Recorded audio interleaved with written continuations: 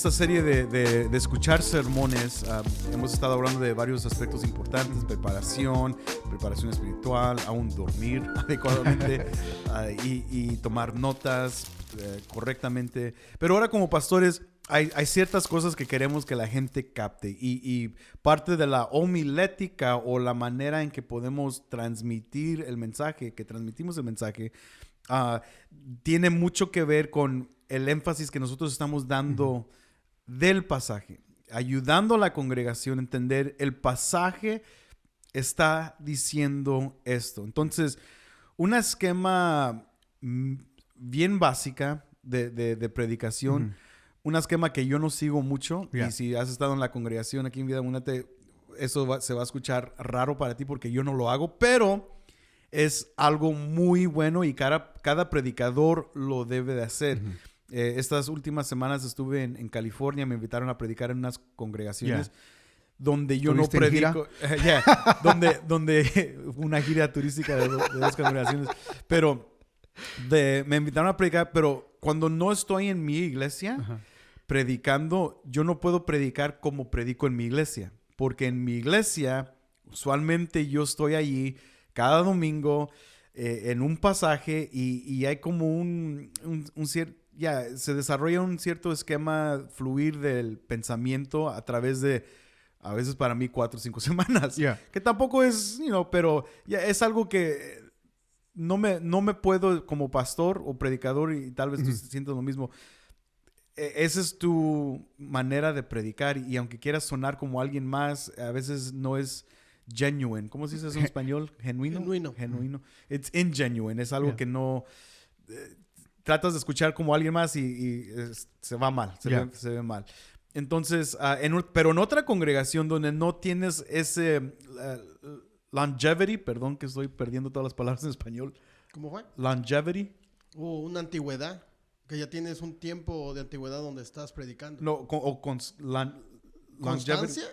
Ya creo que es constancia, donde estás predicando constantemente en un mismo lugar. Un mismo lugar.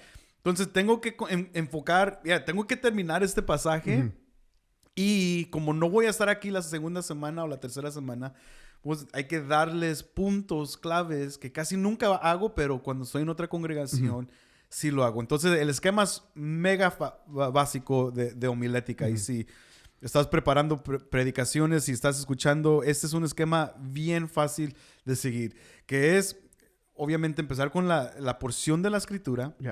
Leer la porción de la escritura que vas a predicar, explicar la porción de la escritura que vas a predicar, y luego aplicar la porción de la escritura que estás. Son 3 pasos súper fácil.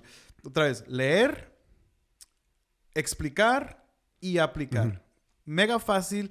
Y es en esos pasos donde la congregación se adapta al oír lo que el predicador está sacando del pasaje. Y es ahí donde tenemos varias tácticas como pastores, para que la gente recuerde lo que estás haciendo. Entonces, punto número 1, por ejemplo.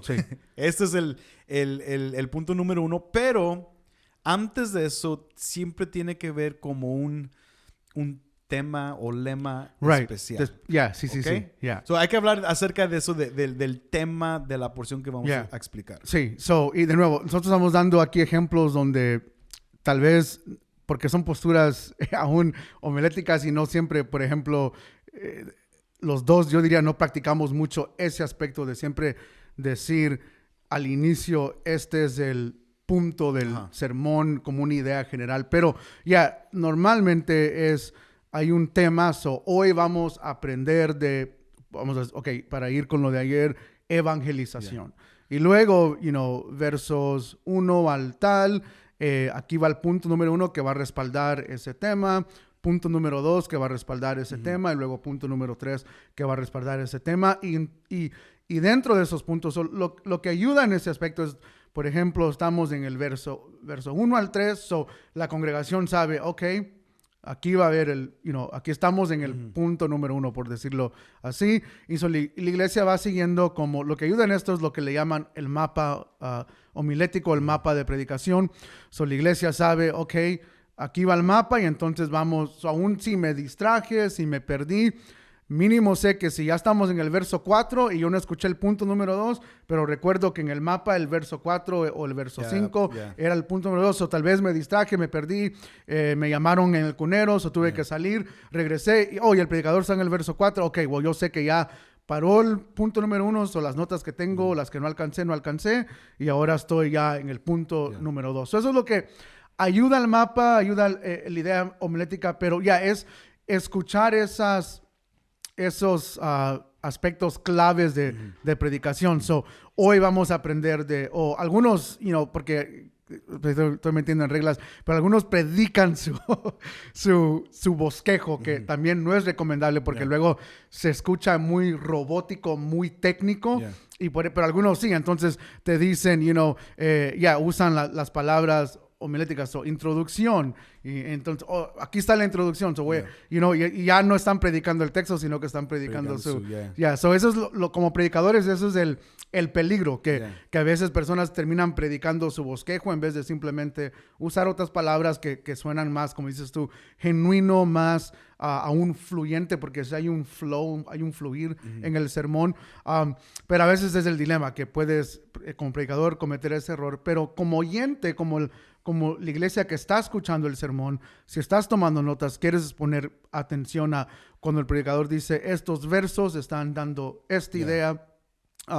estos otros versos de esta idea, y dentro de esos versos los que siguen esta homilética más tradicional van aplicando. Entonces ahí es donde ya te explicaron lo que estos versos dicen, ya tienes una idea de lo que dicen los versos, y luego viene y ahora tú como oyente, cómo respondes a ello. Y yo creo que es bueno a veces aún escribir ciertas aplicaciones que se dieron, porque al final eso es lo que, el sermón te está llamando a responder a algo. Y la aplicación, eso es la intención de la aplicación. Por eso a veces son preguntas. ¿Estás tú evangelizando? Ok, ese sermón me hizo una pregunta y me está dando a mí a responder, ya sea durante el sermón o como normalmente pasa en mi caso, es alguna pregunta que pegó tan fuerte que estoy meditándola a través del día, ¿dónde estoy yo en esta área? Y honestamente, porque sé que sucede, lo fácil es decir, aquella, no, es dar codazos. Dar codazos y empezar, es aquel, o lo hago más, no, ese no es el punto es que en esos momentos describe eso porque la aplicación fue, individual para ti. Pero para mí eso es importante, que la congregación entienda que esas preguntas de aplicación, o a veces son dadas de otra manera, pero las más básicas preguntas, apuntarlas y que uno vaya reflexionando en ello, porque el sermón sí está para responder a algo también. Entonces, lo importante para el oyente es aprender a identificar esas marcas. Entonces, ya saben de qué se va a tratar el sermón. Antes, y esto era, no sé si mal acostumbró la gente o cómo no sé cómo llamarle, pero antes muchos pastores daban series con títulos, ¿no? Título, algo, no sé qué. Ahorita no puedo ni decir un título, pero dan un título, ¿no? Y entonces la gente identificó, si el título era, no puedes mencionar un título de algo así. Ahorita estoy no en sé blanco. si tienes títulos ahí uno de Dante Gebel o algo así, brother, o de alguien. Estoy tratando de recordar. Yo sí escucho a veces todavía sermones de personas. Son como series de 3-4 semanas con un simple título. Y la gente... Tenemos uno de Dante Gebel, El Evangelio de Shakira. El Evangelio de Shakira. Ok. Allí esa es una técnica del pastor el predicador, el comunicador en este caso. de Dante, obviamente capturar la atención de la gente y saber, hoy vamos a escuchar acerca de algo de Shakira con mezclado con un aspecto espiritual, ¿no? O, evangélico, pero ya hay como una atención al título y hay un punto de vista donde todos están esperando escuchar eso. El pastor que tiene la palabra de Dios enfrente de él, quiere que la congregación no necesariamente se base en el título, pero que se basen en el tema del texto que el texto está explicando. Yeah. O sea, esto es lo que el texto está diciendo. Otra vez, esto es recién, como ejemplo, este domingo yo prediqué es el Señor. Las palabras de Pedro las palabras de Juan cuando ve a Jesús y tienen esa pesca milagrosa. Entonces Juan dice, wow, ese es el Señor. Y ese no fue mi tema del mensaje. El mensaje fue acerca del evangelio, de predicar el evangelio, de evangelizar. Pero el tema es la identificación del Señor en medio de esa pesca, que no tuvo casi nada que ver con la predicación, pero está en el texto y es parte de lo que uno tiene que también entender, de ver, oh, wow, es Jesús que está haciendo esto posible. Pero el tema fue totalmente diferente porque el texto está hablando de otro aspecto o un aspecto más específico. Entonces, el pastor quiere que cada oyente, entonces, identifique eso porque eso es lo que va a estar en su mente todo el tiempo. Y como dijiste, ya los puntos que vienen detrás de eso ya simplemente están reforzando el tema principal del texto. Ahora, obviamente no obviamente porque no muchos saben, pero en el mundo académico tú sabes que ya hay distintas perspectivas en hacer eso. ¿No? Hay una escuela de pensar que dice, no debes de predicar un tema principal. Y otros dicen, no, pues hay que predicar un tema principal. Pero para el oyente mínimo, ellos pueden captar eso y mientras que están escuchando, ya su mente está girando acerca de esa perspectiva, ¿no? Entonces ya están preguntando, evangelismo. Entonces, cada cosa que estás mencionando, entonces, ya tienen ese tema detrás de la mente. No vas a sacar un punto totalmente diferente del tema porque va a chocar. Tienes que apoyar el texto, apoyar el texto con los puntos que están dando el tema, pero así el oyente entonces capta exactamente lo que quieres dar. Y como pastor, eso es lo que queremos que la gente capte, el punto principal del mensaje, y luego obviamente ver la gloria de Dios en ese punto o en ese tema. Pero ya hablando de estos puntos principales y de temas y de subpuntos que hemos estado hablando, entonces ahora hay que hablar precisamente entonces del texto. De como pastor, yo quiero que la gente esté metida en el texto. Que vean que estoy predicando del texto. Entonces hay a veces que digo, regresa al versículo 1, ve el versículo 2, mira el versículo 15, mira el versículo 7. Porque quiero que ellos vean que lo que se está predicando no son simplemente pensamientos, sino que están en el texto. Entonces, eso da una autoridad al texto principal, que evitamos cosas como el evangelio de Shakira, ¿no? Que evitamos tonterías así que no tienen nada que ver con la palabra que son de Dios. Llamativas, pero nada que ver con Estoy seguro que allí, no sé, ahora quiero ver, bueno, no estoy promoviéndolo, pero ahora quiero ver qué hizo con eso. Pero bueno, Dante Gable es otro rollo. Lo triste va a ser si alguien de la congregación no escuchó el sermón de ayer, pero vaya, escucha ese. Wow. Al rato vamos a dar un podcast acerca de varios... Porque es necesario, porque muchos me preguntan acerca... Hey, este es bueno, Dante, este no. Cash Luna, Danilo, vamos a tener que hacer un podcast acerca de eso, pero eso lo dejamos al rato. Entonces dejamos que se prepare, vaya preparándose eso. Pero da la autoridad al texto. Los puntos, el tema principal. Hay un texto, la palabra en español es ahí, ahora sí nos estás rescatando muchísimo. Pericope. La perícopa. La perícopa es una palabra técnica que explica la porción del estudio del día de hoy. Entonces, eso es importante para que los oyentes estén centrados en la palabra. Sí, y ahí es donde yo creo que la congregación, los que toman notas, y creo que la mayoría debería de hacerlo porque te elimina distraerte durante el sermón, te enfoca en algo, pero yo creo que es en esas porciones donde tus notas deben ser más extensivas en el sentido de que, porque el predicador está explicando el texto, ahí te está diciendo esto es lo que dice.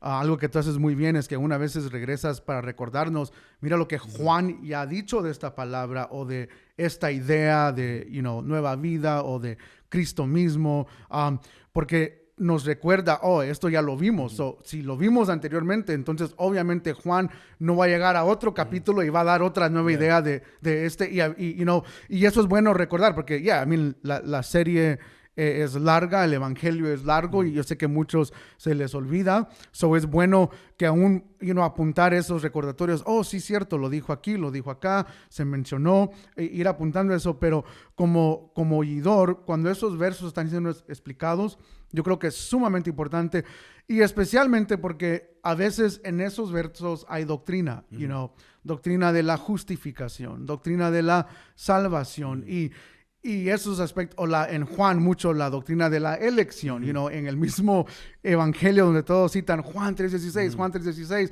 para decir que escogemos la salvación y todo lo demás. Es interesante ver que el evangelio de Juan es uno de los libros más que apoyan la doctrina de elección y predestinación.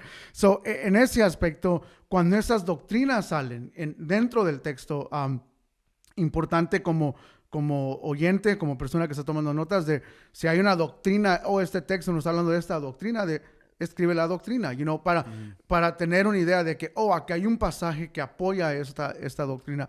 Pero para mí, yo creo que cuando el predicador está enfocándose en esa perícopa, en ese párrafo de versos que está predicando, es importante tomar esas notas específicamente del texto. Yeah. Y por eso es importante traer tu Biblia. Yes, thank you. ¿Verdad? Tu Biblia física. Yo sé que se puede hacer un poco en iPad, pero tienes que tener un Apple Pencil y todo ese rollo, todo ese fancy stuff.